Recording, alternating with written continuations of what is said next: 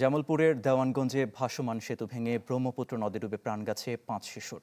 শনিবার বিকেলে এই দুর্ঘটনা ঘটে। স্থানীয়রা জানান, ঈদকে কেন্দ্র করে সেতুর উপর ভিড় করে স্থানীয়রা। অতিরিক্ত চাপের কারণে ভেঙে যায় এক পর্যায়ে।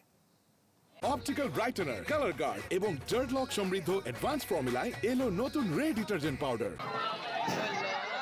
ঈদের দিন সন্ধে নামার আগে ব্রহ্মপুত্র নদে ভাসমান সেতুতে ভিড় জমে মানুষের, কিন্তু অতিরিক্ত চাপে হঠাৎই ভেঙে পড়ে সেতুটি।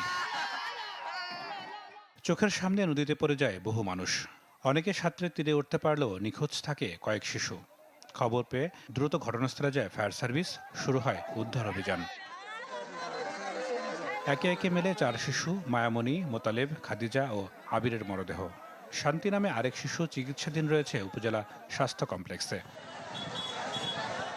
যেখানে ধারণ ক্ষমতাটা অনেক কম, যে জায়গায় 10 জন লোক যাতায়াত করতে পারবে, সে জায়গায় যদি 100 লোক 200 লোক যাতায়াত করে, বৃষ্টি নর্মালি এমনি ভেঙে পড়বে। আমাদের পৌর প্রশাসক যে আছে, এই ঘটনাটা আসলে এড়িয়ে যেতে পারে না। এটা ভাঙা ব্রিজ অনেকদিন থেকে চলাচল বন্ধ ছিল। হঠাৎ করে কালকে সংযোগ হয়েছে, সংযোগ হওয়ার পরে এই ঘটনাটা ঘটেছে। এতগুলো প্রাণ নিহত হয়েছে। আরেকজনের খোঁজে সন্ধ্যার পর চলে উদ্ধার অভিযান। ঘণ্টা 3 পর মেলে তারও নিথর দেহ। টোটাল মোট আমরা মরদেহ 5 জন উদ্ধার করেছি। সবাইকে ধন্যবাদ।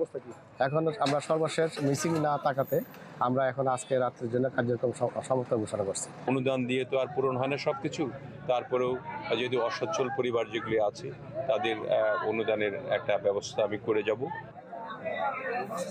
যে সেতু এক করেছিল মানুষকে, সেই সেতুই কেড়ে নিল 5টি প্রাণ। ঈদ আনন্দের বদলে দেওয়ানগঞ্জ এখন শুধুই শোকের জনপদ। Desk report, channel 24।